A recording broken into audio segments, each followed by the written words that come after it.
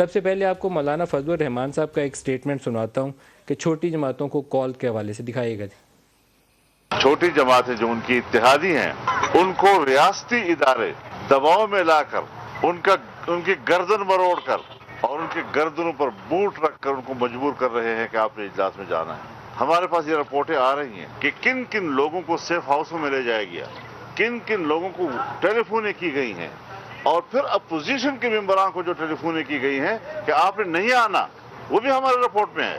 اور جب ادارے ہمیں کہتے ہیں کہ ہم نیوٹرل ہیں اور پھر بہت بڑی لیول پر ہم سے یہ بات کی جاتی ہے تو ہم ان پر اعتماد بھی کر دیتے ہیں۔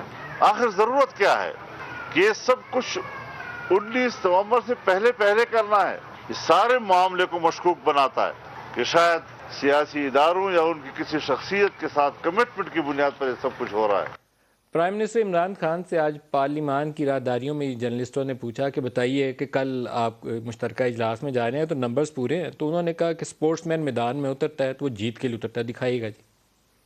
سر کل کی کتنے پر امید ہے سر کبھی کبھی کمنٹ کر دیا کریں سر۔ اسپورٹس مین ہوتا نا وہ جب قدم رکھتا نا گراؤنڈ میں تو وہ ہمیشہ سمجھتا وہ جیتے گا۔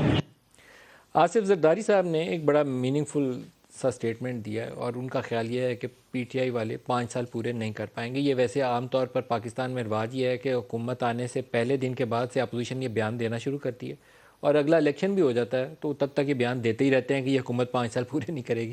دکھائیے گا آصف زرداری صاحب نے کیا کہا۔ عمران خان 5 سال پورے کر رہے ہیں، لگ رہا ہے انشاءاللہ نہ کریں گے۔ جو اس کو لائے ہیں وہ ایڈمٹ کر رہے ہیں کہ غلطی ہوگی، مگر اب کیسے کریں گے غلطی کو درست یہ اللہ کو پتہ۔